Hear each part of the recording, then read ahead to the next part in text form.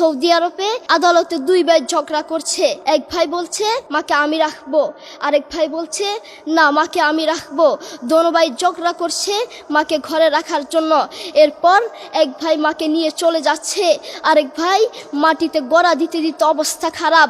Saudi আরবে আদালত হয় মা বাবাকে ঘরে রাখার জন্য, আর আমাদের দেশে আদালত হয় মা বাবাকে ঘর থেকে বের করার জন্য, ঠিক কিনা?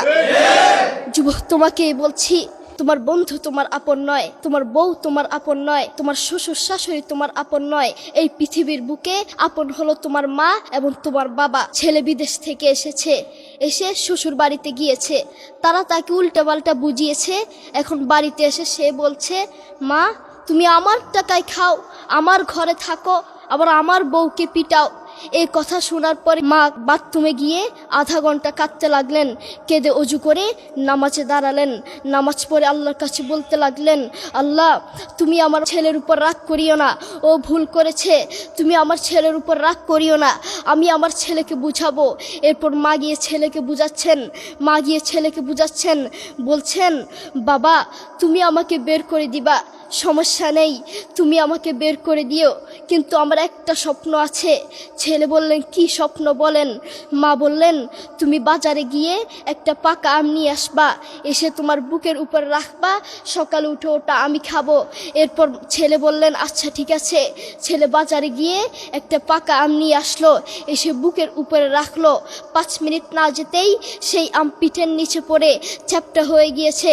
এরপর ছেলে মাকে বললেন মা তুমি কি সকালে উঠে আমটা খাবে? ওটা 5 মিনিট না যেতেই পিঠের নিচে পড়ে চ্যাপ্টা হয়ে গিয়েছে। এরপর মা চোখের পানি ছেড়ে বলল বাবা আমি আসলে তোকে খাওয়ার জন্য বলি নাই, আমি আম খাওয়ার জন্য বলি নাই, আমি তোমাকে বুঝার জন্য বলেছি। তুমি আজ একটা রাত এই আমটা রাখতে পারো নাই, আমটা বুকের উপর রাখতে পারো নাই, আর আমি সেই তোমার দুঃখিনী মা যে 1 বছর 2 বছর নয় 3 বছর নয় পাক্কা 5টা বছর এভাবে তোমাকে রেখেছি। আমিও যদি তোমার মতো এভাবে ঘুমাতাম তুমিও তো আমার পিঠের নিচে পড়ে চ্যাপ্টা হয়ে যেতা।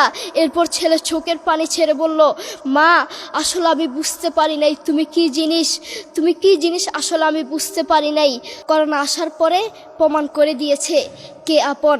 এক মেয়ে তার মাকে ফোন করে বলছে মা আমার স্বামীর করোনা হয়েছে। মা বললেন সাবধান, তার কাছে যাবি না, আমি সকালে সিএনজি পাঠিয়ে দিব, তুই টপ করে সিএনজিতে উঠে যাবি। এটার নাম দুনিয়া। করোনা হওয়ার পরে বন্ধুর কাছে যায় নাই, করোনা হওয়ার পরে শ্বশুর শাশুড়ির কাছে যায় নাই, করোনা হওয়ার পরে স্বামী স্ত্রীর কাছে যায় নাই, কিন্তু করোনা হওয়ার পরে এখনো ইতিহাস আছে মা তার ছেলেকে গিয়ে চুমু খেয়েছে।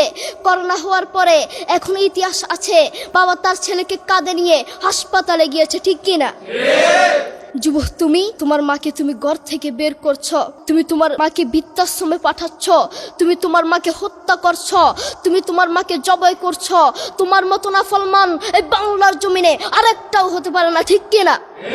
যুবক, তোমাকে বলছি, তুমি জানো তোমার মা কি জিনিস? তুমি ছোট ছিলে তো বুঝতা না। যেই মা তোমার জন্য সারাটা জীবন কষ্ট করেছেন, মাথার গাম পায়ে ফেলেছেন, সেই মাকে তুমি ঘর থেকে বের করে দিয়েছ, সেই মাকে তুমি বৃদ্ধাশ্রমে পাঠাচ্ছ।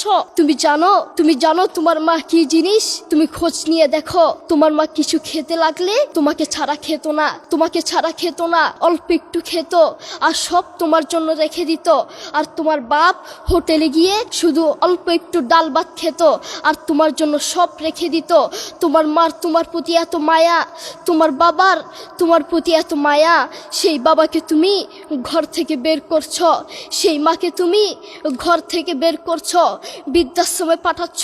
তোমাকে আল্লাহর সামনে আসামির কাঠগড়ায় দাঁড়াতে হবে।